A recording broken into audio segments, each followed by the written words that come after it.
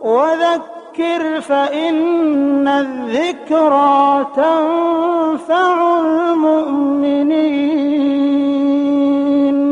پس اے نبی ان سے رخ پھیر لو، تم پر کچھ ملامت نہیں، البتہ نصیحت کرتے رہو، کیونکہ نصیحت ایمان لانے والوں کے لیے نافع۔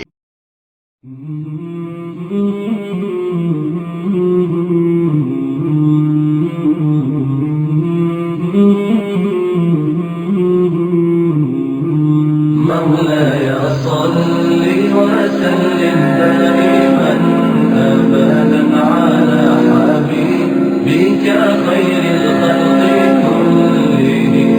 مولاي صل وسلم دائما أبدا على حبيبك خير الخلق۔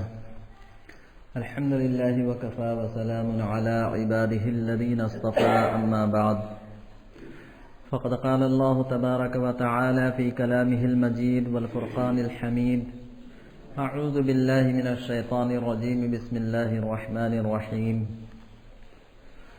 وَلَنَبْلُوَنَّكُمْ بِشَيْءٍ مِّنَ الْخَوْفِ وَالْجُوعِ وَنَقْصٍ مِّنَ الْأَمْوَالِ وَالْأَنفُسِ وَالثَّمَرَاتِ وَبَشِّرِ الصَّابِرِينَ۔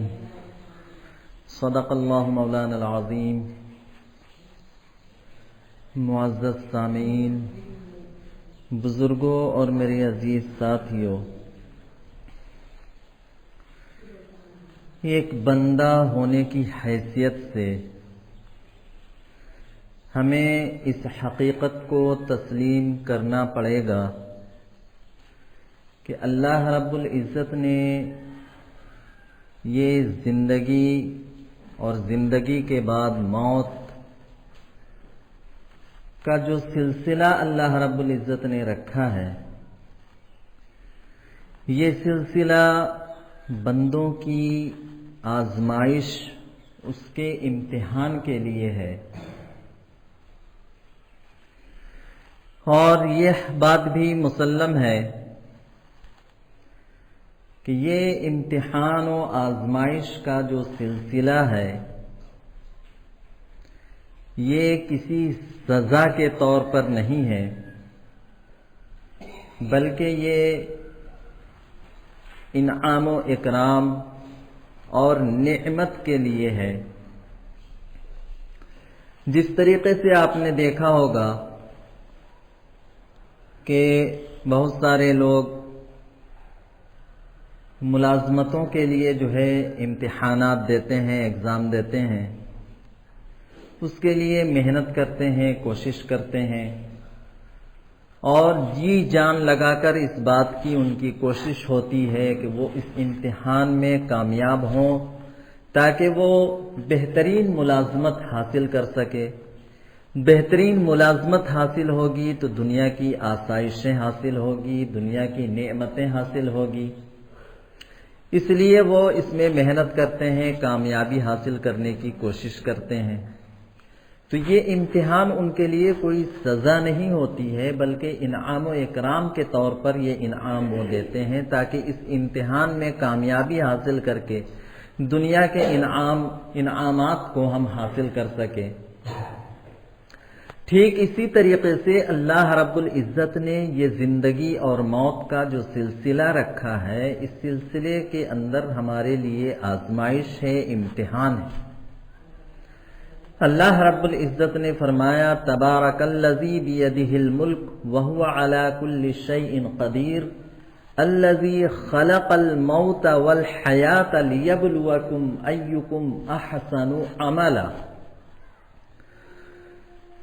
تبارک الذی بیدہ الملک وہو علی کل شیء قدیر، بابرکت ہے وہ ذات جس کے ہاتھ میں حکومت ہے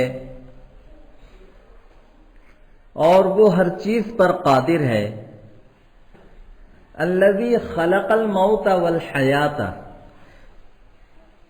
وہ ذات جس نے زندگی اور موت کو پیدا کیا۔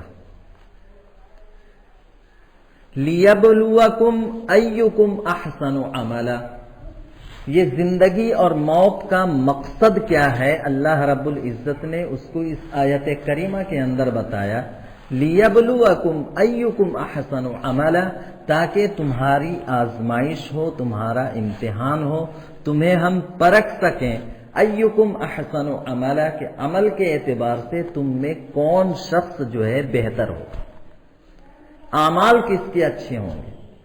یہ جو زندگی دی ہے یہ اعمال کے لیے دی گئی ہے، اس زندگی کے اندر بہتر عمل کے ساتھ زندگی کون گزارتا ہے، اس کی آزمائش کے لیے اللہ رب العزت نے یہ موت کا اور حیات کا سلسلہ انسانی زندگی کے اندر رکھا ہے۔ اور آزمائشیں ہر طرح کی آتی رہتی ہیں، وَلَنَبْلُوَنَّكُمْ بِشَيْءٍ مِّنَ الْخَوْفِ وَالْجُوعِ وَنَقْصٍ مِّنَ الْأَمْوَالِ وَالْأَنفُسِ وَالثَّمَرَاتِ وَبَشِّرِ الصَّابِرِينَ۔ آزمائش کس طریقے کی آئے گی، کس طرح اللہ رب العزت انسانوں کو آزماتا ہے، فرماتے ہیں وَلَنَبْلُوَنَّكُمْ، اور ہم ضرور تمہیں آزمائیں گے، بِشَيْءٍ مِّنَ الْخَوْفِ وَالْجُوعِ، خوف سے۔ آزمائش کے اقسام کیا ہوں گے؟ خوف ہوگی، دہشت ہوگی، اندیشے ہوں گے، والجوع، بھوک کی نوبت آئے گی، پیاس کی نوبت آئے گی، بِشَيْءٍ مِّنَ الْخَوْفِ وَالْجُوعِ وَنَقْصٍ مِّنَ الْأَمْوَالِ، اور مال کے اندر کمی کر کے اللہ رب العزت آزمائے گا، والانفس، اور کبھی جان کے ذریعے سے بھی آزمائش ہوگی، من الخوف والجوع ونقص من الاموال والانفس والثمرات، اور کبھی پھلوں کے اندر اور زمین سے جو سبزے اگائے جاتے ہیں اس کے اندر، غلے کے اندر کمی ہوگی، اس کے ذریعے سے جو ہے آزمائشیں ہوگی۔ وَبَشِّرِ الصَّابِرِينَ، اللہ رب العزت نے فرمایا کہ آپ خوشخبری سنا دیجئے صبر کرنے والوں کو۔ ان تمام احوال میں جس طریقے کی بھی آزمائش آئے، ہر طرح کی آزمائش میں، چاہے وہ خوف کی آزمائش ہو، بھوک پیاس کی آزمائش ہو، مال کی کمی کی آزمائش ہو، جان کی آزمائش ہو، جان کی آزمائش، کسی کا رشتہ دار، کسی کا جو ہے رشتہ دار میں جو ہے انتقال ہو گیا، کسی کا باپ مر گیا، کسی کا بیٹا مر گیا، کسی کی بیوی مر گئی، کسی کی بیٹی مر گئی، کسی کے اور رشتہ دار مر گئے، اس طرح کے موت کا سلسلہ، جان کا سلسلہ ایک چلا رہتا ہے، تو یہ آزمائشیں ہوتی ہیں۔ تو یہ اس طرح کی جو آزمائشیں ہیں، بھوک کی، پیاس کی، خوف کی، دہشت کی، اور جان کی، مال کی، اور جس طرح سے بھی ابتلا اور آزمائش اللہ کی جانب سے آتی ہے، اس پر بندہ صبر کرے، اس پر راضی برضا رہے کہ اللہ کی طرف سے یہ آزمائش تھی، اللہ کی مرضی تھی، ہم اس آزمائش پر اللہ کے فیصلے پر راضی ہیں۔ اگر وہ اللہ کے فیصلے پر راضی ہے تو اس کے لیے فرمایا وَبَشِّرِ الصَّابِرِينَ، کہ آپ خوشخبری سنا دیجئے صبر کرنے والوں کے لیے جنت کا، جو صبر کریں گے ان کے لیے خوشخبری ہے، جنت کی بشارت ہے۔ تو یہ ابتلاء و آزمائش کا سلسلہ پوری زندگی پر محیط ہے، انسان کی ولادت سے لے کر، پیدائش سے لے کر موت تک اس کے ساتھ ابتلاء و آزمائش لگی ہوئی ہے۔ تو اس حقیقت کو ہمیں تسلیم کر لینا چاہیے کہ انسانی زندگی اور موت اللہ نے آزمائش کے لیے بنایا ہے، تاکہ اللہ رب العزت اس ذریعے سے ہماری آزمائش کرے کہ کون جو ہے عمل کے اعتبار سے بہتر زندگی گزارتا ہے۔ الذی خلق الموت والحیات لیبلوکم ایکم احسن عملا، تمہاری آزمائش ہو جائے، تمہارا امتحان ہو جائے کہ عمل کے اعتبار سے بہترین زندگی کون جو ہے گزارتا ہے۔ تو یہ ابتلاء و آزمائش کا سلسلہ، زندگی اور موت کا سلسلہ اللہ نے اس لیے رکھا ہے۔ جب ہم نے اس حقیقت کو تسلیم کر لیا تو اب دوسری حقیقت کو بھی ہمیں تسلیم کر لینا چاہیے۔ دوسری ایک بڑی حقیقت یہ ہے کہ انسان کے پاس جو کچھ بھی ہے، انسان کے پاس اپنی جان ہے اور اس کے پاس مال ہے۔ تو جو جان اور مال اللہ رب العزت نے دیا ہے، انسان کو فخر ہوتا ہے، گھمنڈ ہوتا ہے، کبر و غرور میں مبتلا ہوتا ہے تو جان کی وجہ سے یا مال کی وجہ سے۔ ان دو چیزوں پر جو ہے فخر اور غرور کا سلسلہ انسانی زندگی کے اندر ہے۔ تو یہ جو انسانی زندگی کے اندر اللہ نے انسان کو زندگی، جان اور مال جو دیا ہے، ایک مسلمان کے لیے یہ مناسب نہیں، نہ تو وہ یہ سمجھے اور نہ یہ کہے کہ یہ جان اور یہ مال میرا ہے۔ کافر، مشرک، یہود و نصارہ، دیگر اقوام، دیگر مذاہب کے لوگ تو کہتے ہیں کہ یہ جان ہماری ہے، یہ مال میرا ہے، لیکن ایک مسلمان کو یہ زیب نہیں دیتا کہ وہ اس بات کا تصور اپنے ذہن میں رکھے کہ یہ جان میرا ہے، جان میری ہے اور یہ مال میرا ہے۔ کیونکہ اللہ رب العزت نے قرآن کریم کے اندر فرمایا، ان اللہ اشترى من المؤمنین انفسهم واموالهم بان لهم الجنہ۔ اللہ رب العزت نے مسلمانوں کے ساتھ، ان اللہ اشترى من المؤمنین، مومنین سے اللہ رب العزت نے ان کی جانوں کو اور ان کے مالوں کو خرید لیا ہے۔ انسان کے پاس اپنی جو جان ہے اور اس کے پاس جو مال بھی ہے، کم ہو زیادہ ہو جو بھی ہو، اللہ رب العزت نے اس کو خرید لیا ہے۔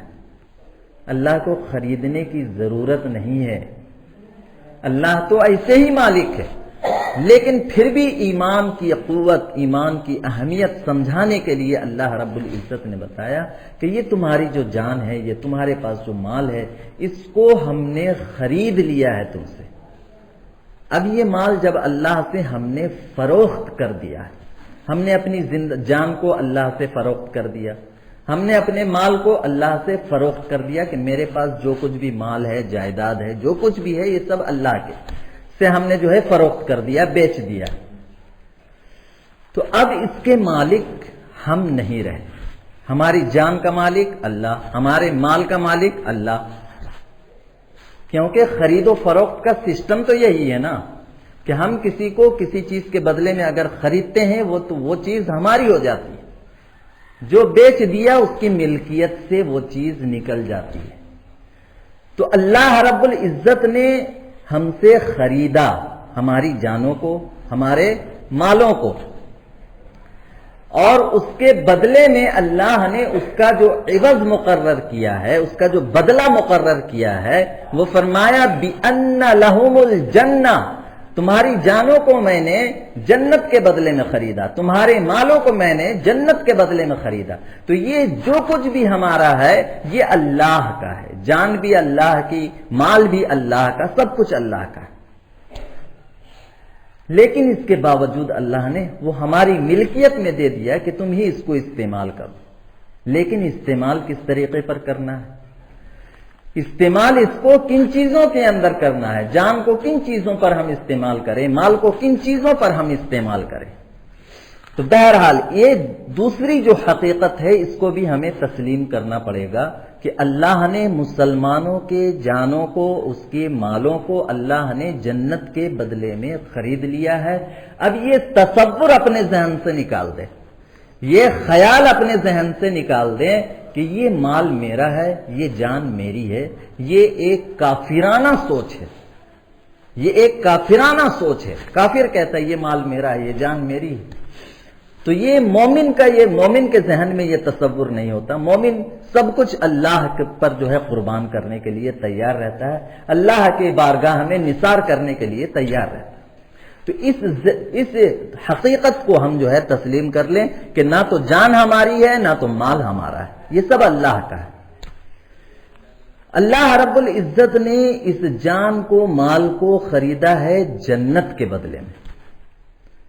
اللہ نے اس کو جنت کے بدلے میں خریدا ہے. تو اس جنت کی قیمت ہمیں اس دنیا کے اندر چکانی پڑے گی.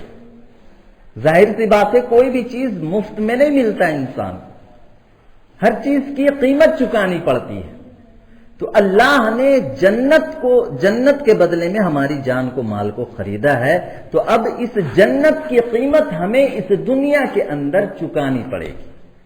اور تمام انبیاء کرام نے, تمام صحابہ کرام نے, تمام اولیاء امت نے اس جنت کے بدلے میں جو مصیبتیں اٹھائی ہے, جو پریشانیاں اٹھائی ہے, وہ سارے انبیاء کرام نے جس طریقے سے آزمائشوں میں, مصیبتوں میں, پریشانیوں میں زندگی گزاری, صرف اللہ کو راضی کرنے کے لیے, صرف جنت کو حاصل کرنے کے لیے صحابہ کرام نے, علماء امت نے, صلحاء کرام نے جس طریقے سے زندگی کے ساری آسائشوں کو, زندگی کے ساری سہولتوں کو لاپ مار کر کنارے ہٹا دیا, صرف اللہ کی رضا کے خاطر, صرف جنت کے حصول کے خاطر. اسی طریقے سے ہمیں اس دنیا کے اندر اگر آخرت میں ہمیں جنت چاہیے تو جنت جو ہے کسی کو مفت میں ملنے والی چیز نہیں ہے. اس کے لیے قربانی دینی پڑے گی, اس کے لیے محنتیں کرنی پڑے گی, اس کے لیے مشقتیں کرنی پڑے گی. بغیر مشقت کے, بغیر قربانی کے, بغیر ایثار کے وہ جنت حاصل نہیں ہو سکتی.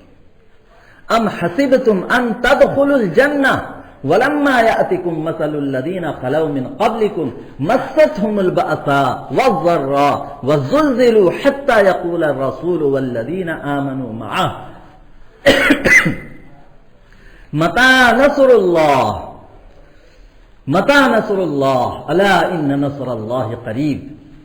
ام حسبتم ان تدخلوا الجنہ, کیا تم یہ گمان کرتے ہو, یہ خیال کرتے ہو کہ تم یوں ہی جنت میں چلے جاؤ گے؟ وَلَمَّا يَأْتِكُمْ مَثَلُ الَّذِينَ خَلَوْا مِنْ قَبْلِكُمْ, ایسے ہی جنت میں نہیں جانے والے, اس کے لیے مصیبتیں ہیں, پریشانیاں ہیں, مشقتیں ہیں, جد و جہد ہے, محنت ہے, قربانی ہے. وَلَمَّا يَأْتِكُمْ مَثَلُ الَّذِينَ خَلَوْا مِنْ قَبْلِكُمْ, تم سے پہلے جتنی قومیں اس دنیا کے اندر گزری ہے, جتنی امتیں اس دنیا کے اندر گزری ہے, سبھوں نے اللہ کی رضا کے خاطر اور سبھوں نے اللہ جنت کے حصول کے خاطر جو ہے بڑی بڑی قربانیاں دی ہیں, بڑے بڑے مصائب جھیلے ہیں, بڑی بڑی پریشانیاں اٹھائی. طرح طرح کی آزمائشیں ہر قوم پر آیا کرتی تھی. تو اللہ کے لیے اس کو راضی خوشی اس مصیبت کو جو ہے برداشت کرتے تھے, صبر کرتے تھے. وَلَمَّا يَأْتِكُمْ مَثَلُ الَّذِينَ خَلَوْا مِنْ قَبْلِكُمْ مَسَّتْهُمُ الْبَأْسَاءُ وَالضَّرَّاءُ, بڑی بڑی مشکلات, بڑی بڑی صعوبتیں ان کو جو ہے جھیلنی پڑی. اتنی بڑی مصیبت, اتنی بڑی پریشانیوں کے وہ شکار ہوئے.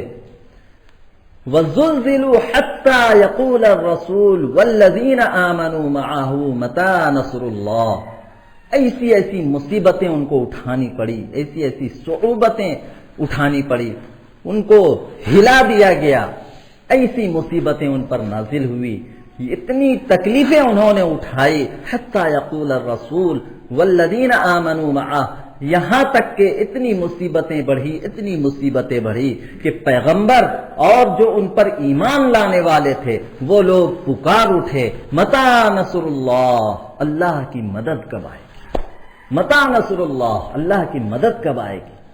الا ان نصر اللہ قریب, بے شک اللہ کی مدد تمہارے بالکل قریب ہے. تھوڑی سی مصیبت میں چیخنا, چلانا, واویلا کرنا, شکوہ شکایتیں کرنا, یہ ایک ایمان والے کی شان نہیں ہے. ایمان والے کی شان تو یہ ہے کہ ہر مصیبت کو جو ہے صبر کے ساتھ, اور سکون کے ساتھ جو ہے وہ برداشت کرے، تحمل کا جو ہے وہ مظاہرہ کرے۔ تو یہ جنت مفت میں حاصل ہونے والی چیز نہیں ہے، اس کے لیے جو ہے کوششیں کرنی ہے، اس کے لیے جو ہے محنتیں کرنی ہے، اس کے لیے تیاری کرنی ہے۔ تو یہ دنیا آزمائش کے لیے ہے، زندگی آزمائش کے لیے ہے۔ اللہ نے زندگی دی آزمانے کے لیے تاکہ تم اچھے اعمال کرو۔ اب جو ملک کے حالات ہیں ہمارے سامنے، اور جو حالات، موجودہ حالات اور جو آنے والے حالات ہیں، ان حالات کے تناظر میں ہم اپنے آپ کو ٹٹولیں، اپنے آپ کو ہم دیکھیں کہ ہماری کیفیت کیا ہے، ہماری زندگی کا محور کیا ہے، ہماری زندگی کس طریقے پر گزر رہی ہے۔ کیونکہ کوئی بھی مصیبت، کوئی بھی پریشانی، کوئی بھی آفت، کوئی بھی بلا یوں ہی انسانوں پر نہیں آتی ہے، بلکہ یہ اللہ رب العزت نے اس کا اعلان کر رکھا ہے کہ انسانوں پر مصیبتیں آئے گی، پریشانیاں آئے گی، آزمائشیں آئیں گی، اجتماعی بھی آ سکتی ہے، انفرادی بھی آ سکتی ہے۔ انفرادی طور پر کسی کی زندگی میں جو ہے مصیبتیں آتی ہے، اور اجتماعی طور پر پوری امت پر جو ہے مصیبتیں آتی ہے۔ تو یہ مصائب، یہ حالات کیوں آتے ہیں؟ ظہر الفساد فی البر والبحر بما کسبت ایدی الناس لیذیقہم بعض الذی عملوا لعلہم یرجعون۔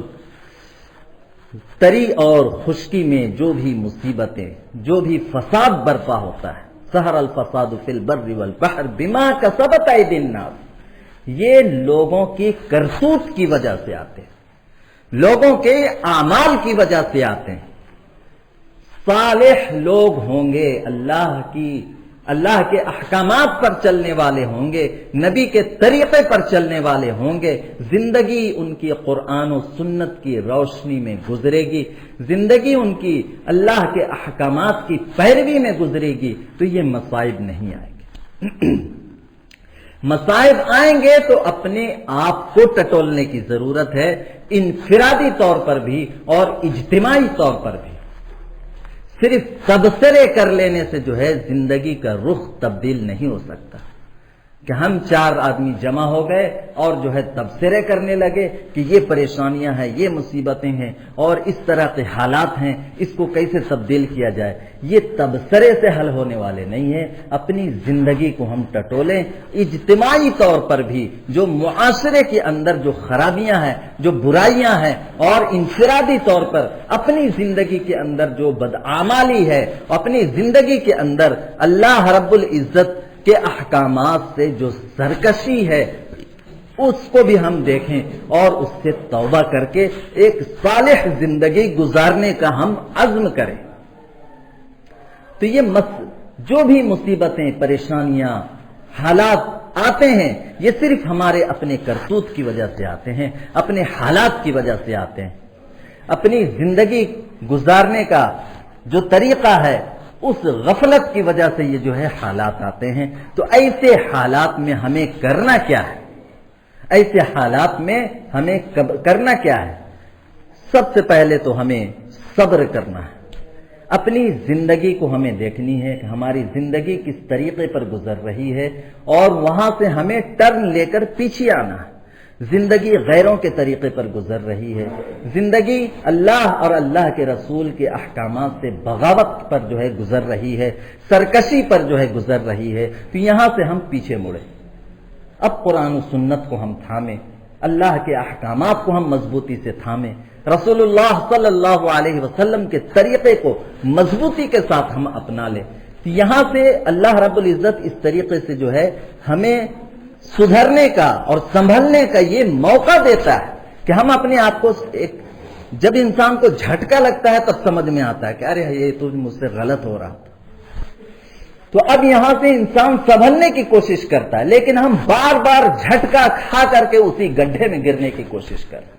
بار بار جھٹکا لگ رہا، لیکن اس کے باوجود اتنے اندھے ہو چکے ہیں دنیا کے پیچھے، مال و دولت کے پیچھے، آسائش و سہولت کے پیچھے اتنے اندھے ہو چکے ہیں کہ یہ جھٹکے بھی ہمیں جھنجھوڑ نہیں پا رہے ہیں، ہماری زندگی کو جو ہے، ہماری زندگی کا رخ یہ جو ہے تبدیل نہیں کر پا رہے۔ تو میرے محترم بزرگوں، دوستو، یہ سنبھلنے کے لیے، یہ سنبھلنے کا وقت ہے، اپنے آپ کو جو ہے، اپنے آپ کو پورے طور پر سمیٹ کر اپنے رخ کو تبدیل کرنے کی ضرورت ہے۔ ہم اپنے رخ کو تبدیل کریں، اللہ سے لو لگائیں، پر رسول اللہ صلی اللہ علیہ وسلم کے طریقے کو اپنائیں اور سارے دینی احکامات پر عمل پیرا ہونے کی کوشش کریں۔ سب کچھ اللہ رب العزت کے قبضے قدرت میں ہے۔ اللہ نے جس کو تخت و تاج پر بٹھایا ہے، اللہ کی قدرت ہے کہ وہ تخت و تاج سے اٹھا کر پھینک کر اسے جو ہے گداگری پر مجبور کر دے۔ یہ اللہ کی قدرت پر ہے۔ اس بات کا یقین تو ہر مسلمان کو ہونا چاہیے، ہر مسلمان کو اس بات کا یقین۔ تو اپنی زندگی ہم تبدیل نہ کریں اور اللہ سے رحمت کی امید رکھیں، اللہ سے سہولت کی امید رکھیں، اللہ سے آسانی کی امید رکھیں، تو یہ سراسر حماقت ہے، بے وقوفی کی بات ہے۔ ان اللہ لا یغیر ما بقوم حتی یغیروا ما بانفسہم، اللہ رب العزت کسی قوم کو اس وقت تک تبدیل نہیں کرتا، اس کے حالات اس وقت تک نہیں بدلتے جب تک وہ قوم خود اپنے حالات کو بدلنے کی کوشش نہ کرے۔ اتنی ساری مصیبتیں آنے کے باوجود بھی آج مسلمانوں کی حالت یہ ہے کہ وہ اپنے آپ کو سنبھلنے کے لیے تیار ہی نہیں، احساس ہی نہیں ہے کہ یہ مصیبتیں آ کیوں رہی ہے، یہ مصیبتیں آ کیوں رہی ہے۔ اگر کوئی سمجھا بھی دے کہ بھائی یہ مصیبتیں اللہ سے بغاوت کا نتیجہ ہے، رسول اللہ کے طریقے کو چھوڑنے کا نتیجہ ہے، قرآن سے دوری کا نتیجہ ہے، مساجد سے دوری کا نتیجہ ہے، یہ صرف دنیا اور مال و دولت کے پیچھے غفلت کے ساتھ بھاگنے کا نتیجہ ہے، اگر کوئی سمجھائی دے تو آج کا مسلمان یہ کہتا ہے کہ یہ سب بے وقوفی کی بات ہے۔